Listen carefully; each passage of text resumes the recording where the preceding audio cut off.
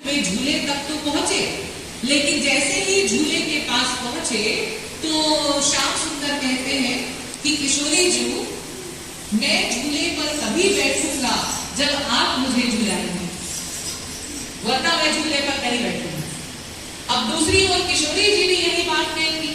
किशोरी जी कहते हैं मैं झूले पर तभी बैठूंगी जब श्याम सुंदर मुझे झुलाएंगे, वरना मैं झूले में बैठूंगी नहीं। अब दोनों अड़ गए। किशोरी जी कहती है कि मैं झूले पर बैठूंगी, श्याम सुंदर मुझे झुलाए। श्याम सुंदर कहते नहीं, मैं झूले पर बैठूंगा और किशोरी जी मुझे झुलाएंगे, तभी झूला होगा। अब दोनों अड़ गए अपनी अपनी बात पर कि नहीं मैं झूले पर बैठूंगा, नहीं मैं झूले पर बैठूंगा। अब ये कैसा झगड़ा है जी? हाँ, किशोरी जी सदा श्याम सुंदर की सेवा करती हैं और सदा श्याम सुंदर का सुख चाहती हैं। उसी प्रकार से श्याम सुंदर सदा किशोरी जी की राधा रानी की सेवा करते हैं, उनका सुख चाहते हैं। लेकिन आज ये उल्टी बात कैसे हो रही है? दोनों कहते हैं कि हम बैठेंगे तुम चुनाव, हम बैठेंगे तुम चुनाव। अरे झगड़ा तो सदा दूसरा होता था। हाँ, तो देखिए ये जो आज झगड़ा हो रहा है, हम बैठेंगे, इस झगड़े का कारण एक दिन पूर्व की लीला से है। एक दिन पहले भी ये झूलन लीला होने वाली थी, उससे संबंधित है आज का झगड़ा। कैसे? देखो, एक दिन पहले भी ये झूलन लीला होने वाली थी। इसी प्रकार से सखियों ने झूले को सजाया, सारी तैयारियां की, सब कुछ किया। और जब श्यामा श्याम झूले पर आए तो श्याम सुंदर कहते हैं किशोरी जी आप बैठिए, मैं आपको झूला झुलाऊंगा। ये एक दिन पहले का झगड़ा है। वहां श्याम सुंदर कहते हैं किशोरी जी आप बैठिए, मैं आपको झूला झुलाऊंगा। तो किशोरी जी कहती नहीं, श्याम सुंदर आप बैठिए, मैं आपको झुलाऊंगा। हाँ, संसार में भी ऐसा होता है ना, पहले आप। तो वैसा ही झगड़ा हुआ, पहले आप का झगड़ा हो रहा है। राधा रानी कहती नहीं पहले श्याम सुंदर आप बैठिए, मैं झुलाऊंगी। तो श्याम सुंदर कहते नहीं राधा रानी आप बैठिए, मैं आपको झुलाऊंगा। और दोनों लड़ पड़े, झगड़ा हो गया दोनों के बीच। नहीं आप बैठिए, नहीं पहले आप बैठिए। अब सखियां उनको समझा रही है, लेकिन कोई समझने को तैयार नहीं हो रहा है। तो इस प्रकार से झगड़े में झूलन लीला हो ही नहीं पाई। दोनों अड़े रहे, अपनी जगह अकड़े रहे, नहीं पहले आप बैठिए, पहले आप के चक्कर में झूला ही नहीं हो पाया। अब शाम हो गई, उसी प्रकार से झूला हो ही नहीं पाए। तो सब लोग अपने अपने घर को चले गए, श्याम सुंदर भी, किशोरी जी भी।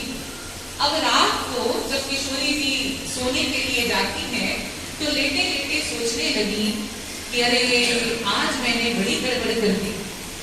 मैं तो श्याम सुंदर की दासी हूँ और दासी का धर्म होता है अपने स्वामी को सुख देना। तो मेरा धर्म है प्रियतम को सुखी करना। और आज मैंने बड़ी जिद पकड़ ली कि नहीं आप बैठिए तभी झूला होगा। श्याम सुंदर चाहते थे मैं बैठूं और वो मुझे झूला झुलाए, तो मुझे ये बात मान लेनी चाहिए थी। हाँ, मैं तो दासी हूँ ना, तो जो वो कहे वो प्रियतम की बात मुझे मान लेनी चाहिए थी, मुझे झूले में बैठ जाना चाहिए था। अगर उनको मुझे झूला झुलाने में सुख मिलता है तो वो सौभाग्य, वो सुख मुझे उनको देना चाहिए था। मैंने बड़ी गड़बड़ की, मैंने उनकी बात नहीं मानी। कितना कष्ट हुआ होगा प्रियतम को, झूला भी नहीं हो पाया इस झगड़े में। तो राधा रानी मन ही मन सोचने लगी कि ठीक है, अब कल जाते ही मैं ऐसा करूंगी कि श्याम सुंदर मैं झूले पर बैठूंगी और आप मुझे झुलाएंगे। जो आज उन्होंने कहा था ना, श्याम सुंदर कह रहे थे तुम बैठो मैं झुलाऊंगा, तो आज उन्होंने बात नहीं मानी। तो उन्होंने संकल्प किया कि ठीक है, कल जब मैं जाऊंगी तो जाते ही मैं बोलूंगी कि मैं झूले पर बैठूंगी और आप मुझे झुलाओ ताकि आपको सुख मिले।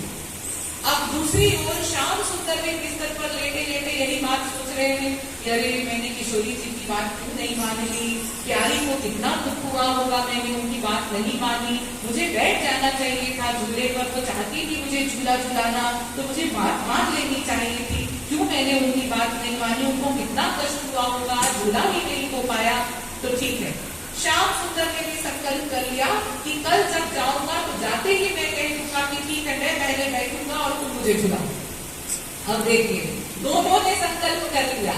इधर राधा रानी ने संकल्प कर लिया कि जाते ही मैं झूले पर बैठ जाऊंगी, उनको झुलाने का सुख दूंगी। उधर श्याम सुंदर ने सोच लिया कि जाते ही मैं झूले पर बैठ जाऊंगा और उनको झुलाने का सुख दूंगा। अब जब अगले दिन दोनों आए तो देखिए दोनों फिर वहां पर लड़ पड़े।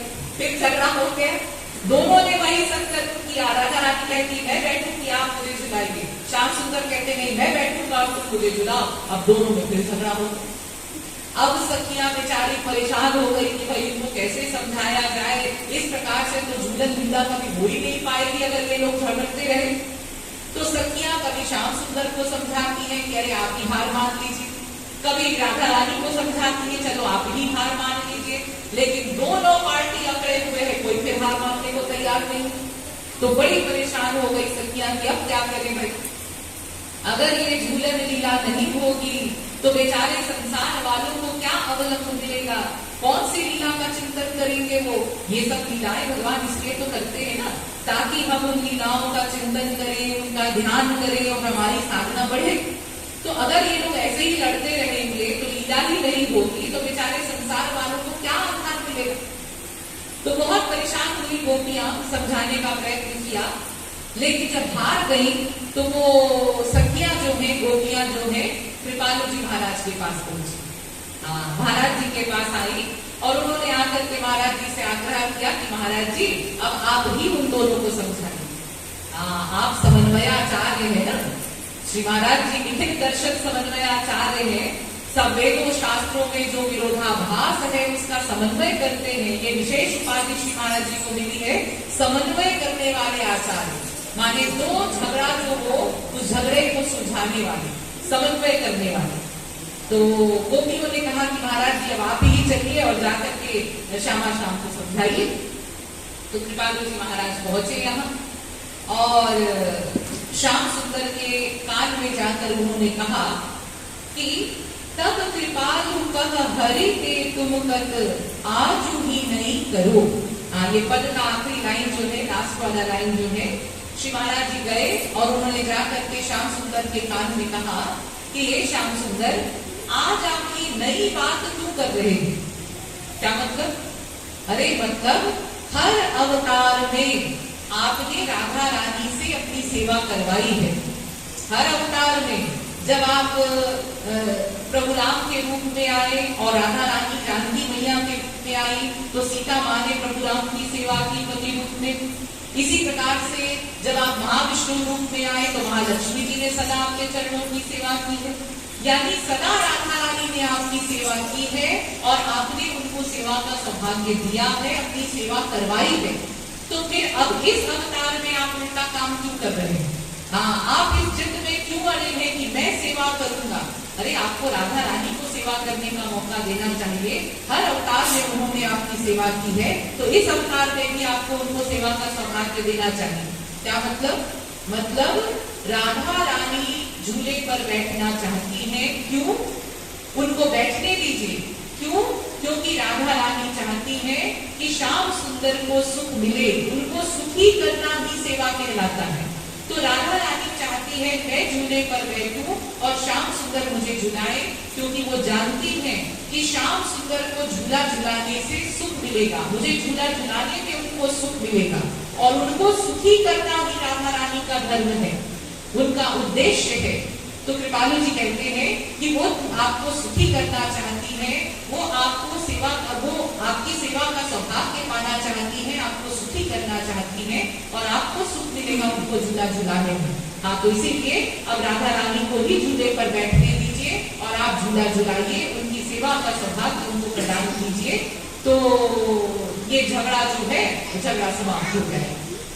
तो जब कृपालु जी ने इस प्रकार से समझाया, श्याम सुंदर ने उनकी बात मान ली और किशोरी जी झूले पर बैठ गई और श्याम सुंदर उनको झूला झुलाने लगे और झूला झुलाने में श्याम सुंदर को प्रियतम को अत्यंत सुख मिल रहा है और किशोरी जी उनको देख देख कर प्रसन्न हो रही है कि आज मेरा दास्य धर्म पूरा हो गया, मेरे प्रियतम सुखी है मुझे झूला झुला करके, यानी मैंने अपना दास्य धर्म पूरा कर दिया।